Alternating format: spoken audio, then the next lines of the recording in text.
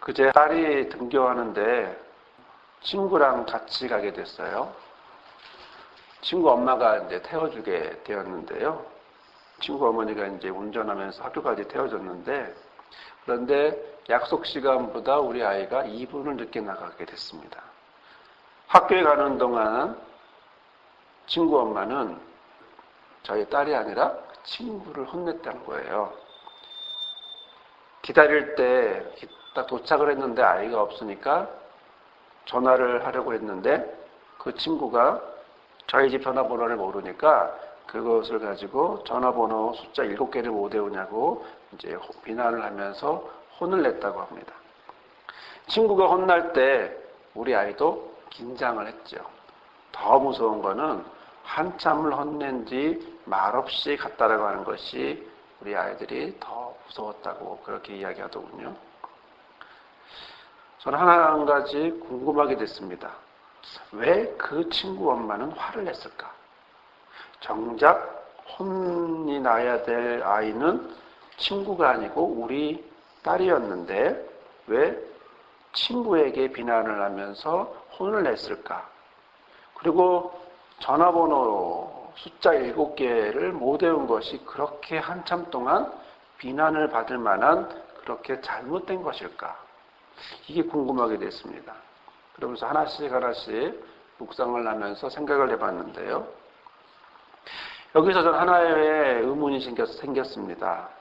그녀는 화가 났고 그리고 그 화를 표출했는데 저의 질문은 뭐냐면 그 화는 적절할까라는 것이죠. 둘째는 그 표출하는 내용 강도가 과연 적당한 강도를 가지고 표출했는가. 세 번째는 원인이 과연 아이에게 있었는가.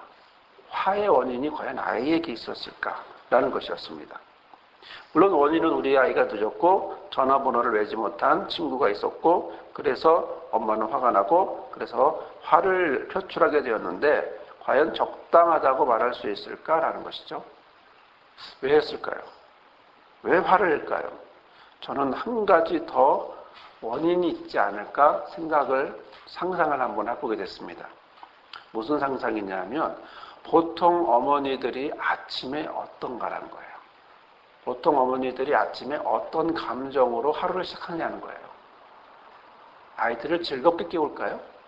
즐겁게 세수하라 그럴까요? 즐겁게 밥 먹고 즐겁게 등교하라 그럴까요? 웃으면서 행복해하면서 아이들을 학교를 보낼까요? 아니라는 거죠. 많은 어머니들과 이야기할 때 나누는 건 뭐냐면 아침에 결국은 큰 소리를 내더라. 이런 경우가 한두 번이 아니더라. 오히려 화 안 낸 날이 화낸 날보다 훨씬 없다. 오히려 화낸 날이 훨씬 더 많더라. 이렇게 이야기를 하더라고요. 그렇다면 그녀의 분노는 단순히 우리 아이가 늦어서 분노가 났을까? 아니면 그 전부터 쌓여왔던 것에 대한 결정적인 순간에 그 요소가 결국 화나게 만들었고 그 표출을 할 수 있게 만들었을까라고 하는 생각을 하게 됐습니다. 곧 그분의 분노의 표출의 원인은 참다 도저히 참을 수 없는 상황이 되었고 그래서 폭발한 것이 아닐까라는 거죠. 이것을 정리하면 그녀는 자신 안에 있는 감정을 정리하고 다스리기 어려웠다라는 것이고 그렇다면 감정을 폭발해야 되는데 그 감정을 폭발할 누가? 그 감정을 받아줄 누구? 약한 대상이 필요했다는 겁니다. 그 약한 대상이 누구였을까요? 그것은 그날 아침부터 계속 화나게 했다고 생각하는 누구? 자기 아이를 향해서 그렇게 표출했다는 거죠. 실제로 화난 것은 뭐였을까요? 2분 늦은 것 때문일까요? 그게 아니라 아침부터 화난 것에 대한 누적의 결과 그리고 하나의 도화선이 된 그 사건이 결국은 그 딸에게 폭발한 것이 아닐까라고 하는 생각을 하게 됐습니다. 결국 분노의 표출의 원인은 누굽니까?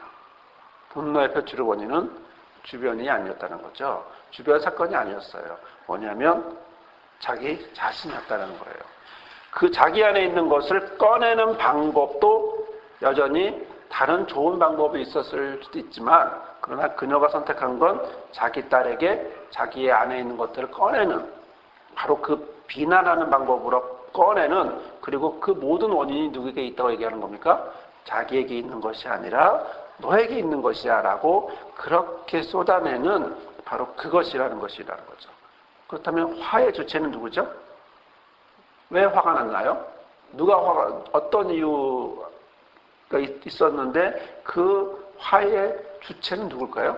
결국 자신이었다는 겁니다. 그 자신이 그 화를 냈고 그리고 어떤 상황에서도 화 낼 수도 있고 안 낼 수도 있지만 화를 선택했고 또 어떤 상황에서 그것을 표출할 때 다양한 방법들이 있지만 그런 방법 중에 바로 약자에게 대한 이런 폭발하는 그런 것을 내보낸 것은 또 누가 선택한 겁니까? 자기가 선택한 거라는 거죠. 그렇다면 모든 화의 원인도 자기고 모든 화의 표출 방법도 여러 가지 있음에도 불구하고 그것을 선택했다고 하는 자기, 바로 이 부분이라고 하는 생각을 하게 됐습니다. 여러분들은 화날 때 어떻게 하셔요? 여러분들은 화날 때 어떤 행동을 하시죠? 여러분들은 여러분 안에 저와 여러분이 내 안에 만들어진 이 감정을 어떻게 정리하시죠? 어떻게 표현하시죠? 여러분이 어떤 행동을 할 때 그 행동의 원인이 밖에 있었나요? 아니면 내 안에 있었나요?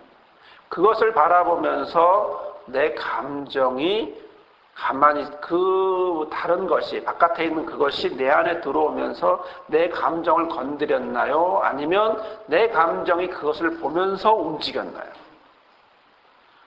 저는 바로 이 부분에서 그 사건이 나의 감정을 건든 것이 아니라 내 안에 있는 것이 내 안에 있는 그 무엇이 감정을 흔들었다는 거죠. 감정을 흔들고 그 흔들었던 그것이 어떻게 해요? 겉으로 다시 또 나오게 되는 그런 모습을 보게 된다는 것입니다. 그 감정에 대해서 어떤 행동을 할 것인가도 역시 누가 선택한 겁니까? 내가 선택했다라는 것인데 여러분들은 여러분의 감정을 어떻게 느끼세요? 어떤 과정을 통해서 느끼세요? 무엇 때문에 느끼세요? 어떤 것 때문에 그리고 그런 행동을 그것에 대한 감정에 대한 행동을 하셔요? 이 부분이 오늘 우리가 나누려고 하는 말씀과 연결해서 함께 묵상해 보고자 합니다. 오늘 말씀 보면요. 그러한 감정을 느끼는 사람들이 나와요. 말씀에 나오는 등장인물을 보면 여러 명이 나옵니다. 먼저 중요한 누가 나옵니까? 예수님이 나오죠. 예수님이 뭐 하시죠? 귀먹고 말을 더듬는 말을 어눌한 사람을 어떻게 합니까? 치유하시죠. 둘째로는 귀먹고 말 더듬는 사람, 바로 그 사람이 나와요. 자, 그는 예수를 만나 치유를 받고요. 그리고 또 누가 있을까요? 바로 여기에는 바로 세 번째 등장인물이 오늘 우리가 함께 관심을 가져보고자 하는 바로 그들을 보고자 합니다. 그들의 이름은 나오지 않습니다. 그들을 어떻게 표현하고 있냐면 사람들이라고 표현하고 있습니다. 이들이 예수와 환자, 즉 장애우를 서로 만날 수 있게 해주는 연결고리가 되어주고 연결자가 되어줬다는 것이죠. 과연 이들은 어떤 사람이었을까요? 우리가 말씀을 한번 보겠는데 31절에 보면 예수께서 다시 두로 지경에 나와 시돈을 지나고 데가볼리 지경을 통과해서 갈릴리 호수에 이르렀다고 되어 있습니다. 여러분, 예수님은 두로를 지났고 시돈을 지나고 데가볼리를 지나서 갈릴리 호수에 도착했어요. 데가볼리라는 건 뭐냐면 10개의 도시라는 뜻이에요. 도시가 10개 있다. 뭉뚱그려서 이걸 데가볼리, 그 데가폴리스, 10개의 도시라고 하는 뜻을 갖고 있는데요. 이것은 갈릴리 호수 동쪽에 위치하고 있습니다.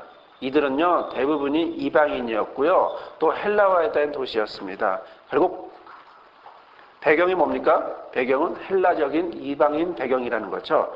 우리는 마가복음 7장을 보면서 7장 초반에 예수님이 장로의 유전에 반대하셨다는 것을 우리는 알고 있습니다.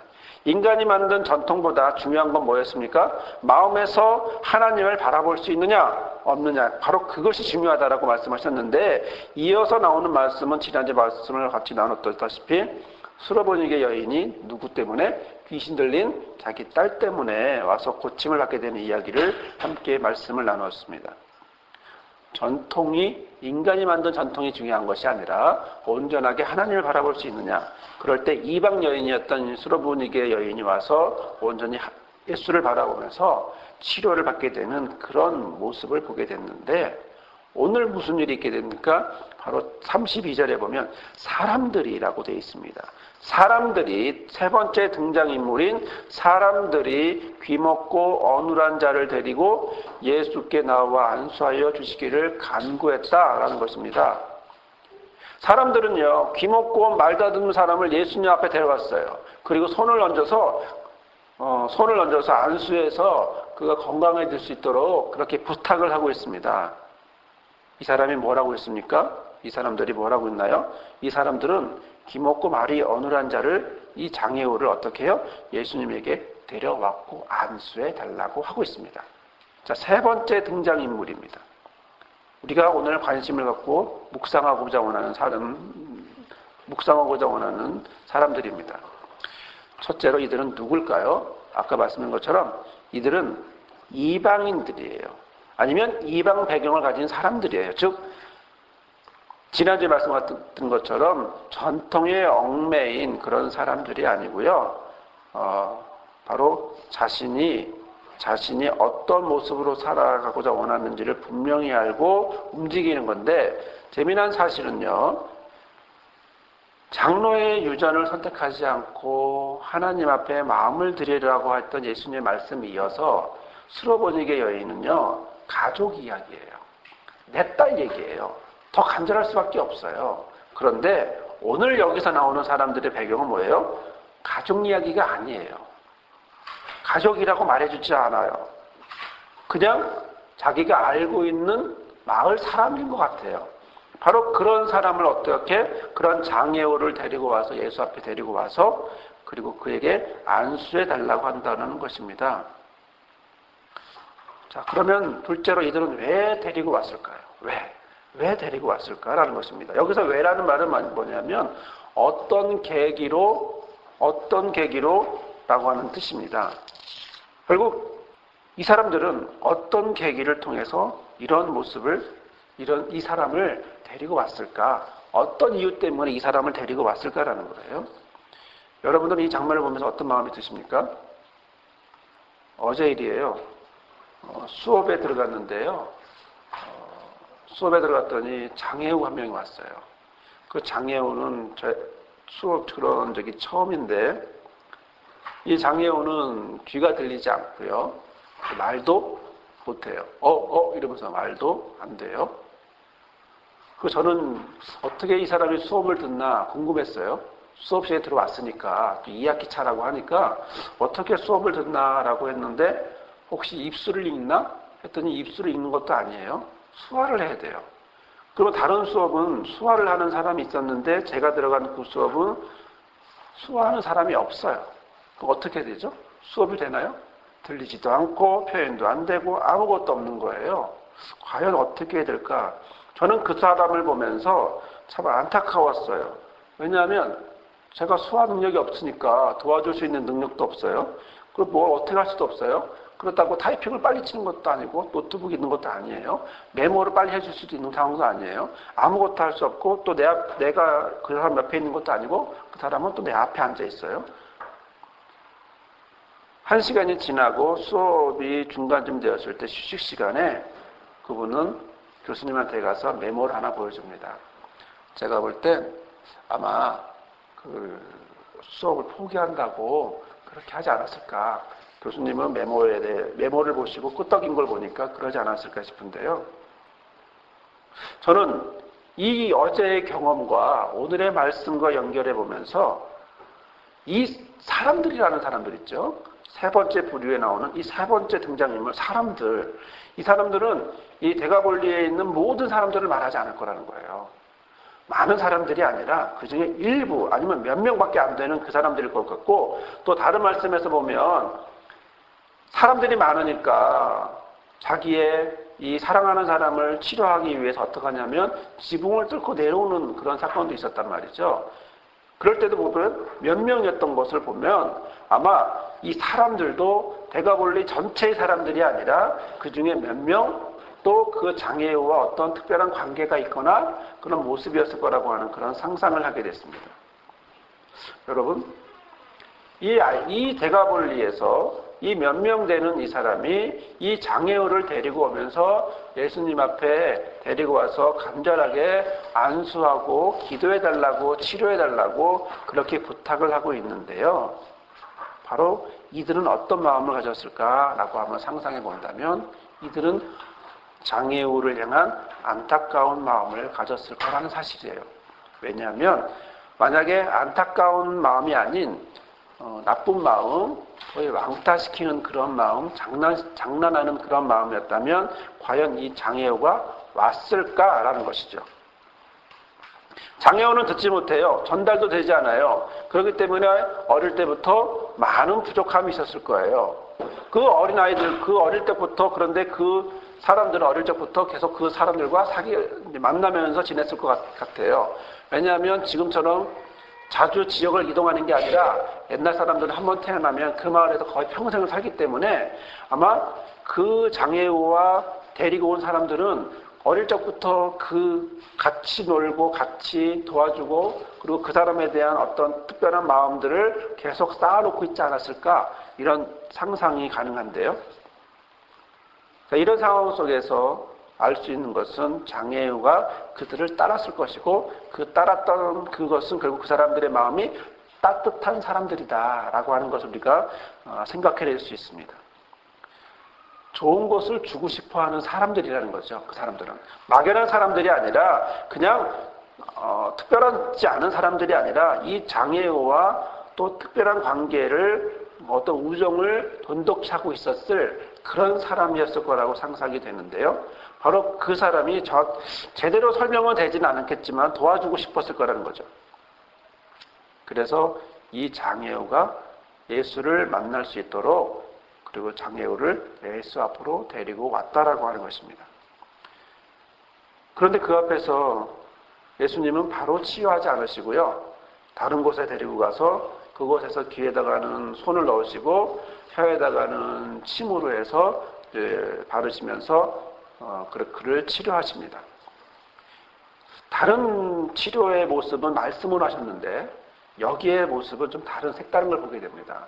이것은 다른 이유는 정말 어떻게 했는지 이유는 말씀해 주지 않기 때문에 모르지만 분명한 것은 스킨십이었을 거라는 거예요. 예수님에 대한 스킨십. 과연 장애우는 예수님을 어떻게 느꼈을까? 저는 이 장애우가 예수님을 따라갔을 때 이 따뜻한 친구들처럼 그런 마음으로 가지 않았을까? 그걸 느끼지 않았을까 싶어요. 왜냐하면 33절 이어 34절에 보면 예수님이 기도하시는데 하늘을 보시면서 탄식하셔요. 탄식했다는 건 뭡니까? 안타까워했다라는 것이고 불쌍히 여겼다라고 하는 것이기 때문에 그 사람들의 마음, 예수 그리스도의 마음, 이 두 마음을 이 장애우는 표현은 되지 않아도, 들리진 않아도, 말로 하진 않았어도 몸으로, 스킨십으로 왔을 거라는 거죠.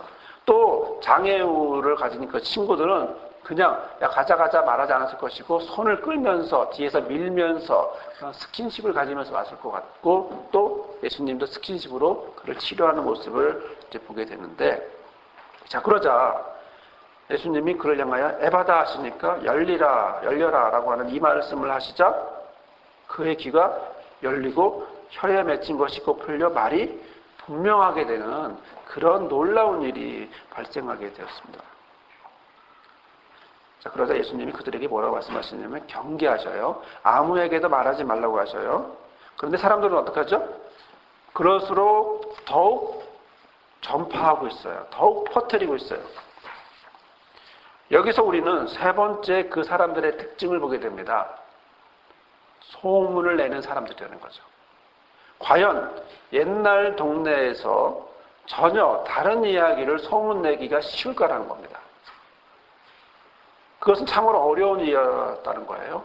분명한 확신과 분명한 것이 없으면 소문내기가 쉽지 않아요. 그런데 그들은 분명하게 봤어요.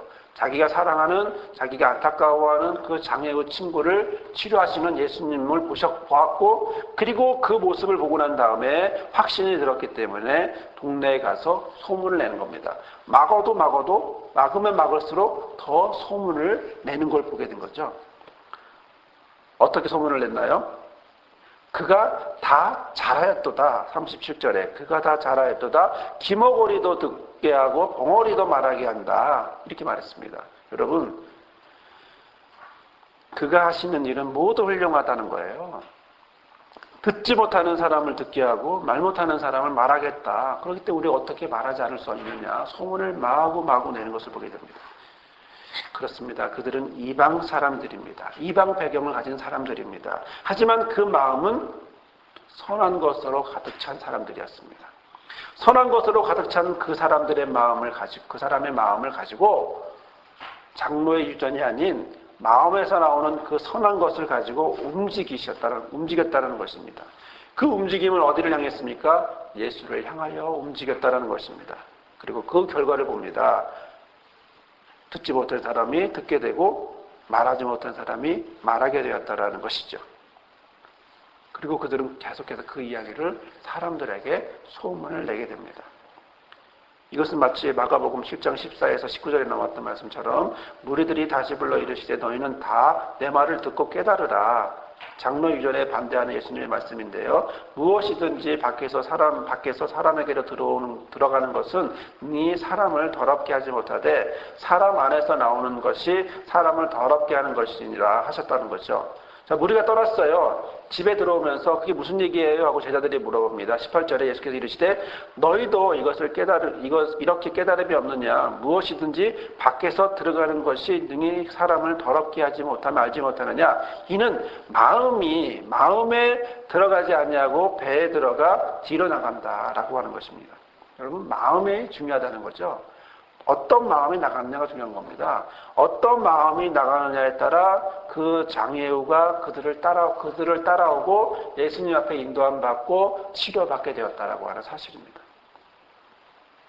오늘 저와 여러분은 이 말씀을 묵상하면서 이 사람들이 어떤 사람들이었는지 또 그들을 통해서 무엇을 배울지를 우리가 함께 은혜를 나누고자 합니다. 그것은 그들의 마음은 선하다라는 것입니다. 그들의 마음은 그리스도를 향할 줄 아는 사람들이라는 것입니다. 그들의 마음은 그래서 예수가 좋은 것을 주는 분이라는 사실을 알았던 사람들입니다. 좋은 것을 줄 줄 아는 그 예수님을 알았다라는 거예요. 그들은 선한 사람이고 그 선한 그 사람들이 예수님이 어떤 분인지를 알게 되었다라는 것이죠. 그러자 어떻게 합니까? 이 두 가지가 합치니까 어떻게 됐어요? 선한 마음과 예수님이 좋은 분이라는 사실을, 좋은 것, 치료하시는 분이라는 사실을 알게 된 이 사람이 어떻게 합니까? 이 두 가지가 결합하니까 영향력을 미치는 사람이 됐다는 거죠. 데리고 가서 그를 치료받도록 인도해 주었다는 것이고 또 나가서는 사람들에게 전파하는 사람이 되었다라고 하는 것입니다. 선한 그 마음이 예수 그리스도의 좋은 것을 알게 하고 알았고 그리고 그것을 통해서 영향력을 주었다는 것. 바로 이것은 저와 여러분의 모습이기를 원합니다. 저와 여러분의 모습이 바로 우리 마음에 하나님의 선함이 채워지기를 원합니다. 또 거기서 멈추는 것이 아니라 하나님을 알고 예수를 알고 성령을 알 때 그분이 어떤 분인지를 제대로 정확히 아는 그런 저와 여러분이 되기를 바랍니다.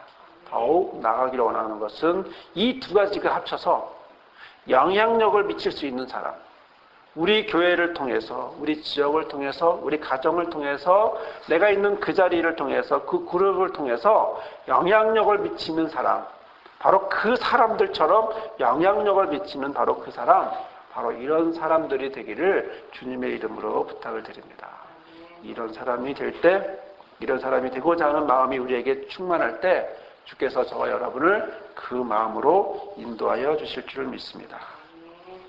사랑의 하나님, 오늘도 우리에게 귀한 말씀 허락하시고 형식적으로, 외식적으로 그리고 전통적으로 움직이지 않고 온전한 마음으로 주님을 향하게 하시니 감사합니다. 수로보니게 여인이 자기 딸을 향하여 자기 가족을 향하여 간절하게 기도했던 것처럼 이 시간 그 사람들, 이름도 알 수 없는 그 사람들이 선한 마음을 가지고 예수에게로 와서 치료받게 하는, 바로 그 장애우를 치료받게 하는 그런 영향력이 있고, 또 나가서 또 전파하는 그런 영향력이 있는 사람, 바로 이런 사람의 모습이 우리의 모습이 되게 해주십시오. 우리가 있는 곳에서 선한 마음과 그리스도를 아는 지식으로 하나 되어서 바로 영향력을 끼치는 자 되어 가정이 살고, 지역이 살고, 학교가 살고, 회사가 살고, 이 동백과 한국이 사는, 그리고 우리 교회가 사는 바로 그런 교회들이 사는 그런 모습 될 수 있도록 도와주옵소서. 예수님의 이름으로 기도드립니다. 아멘.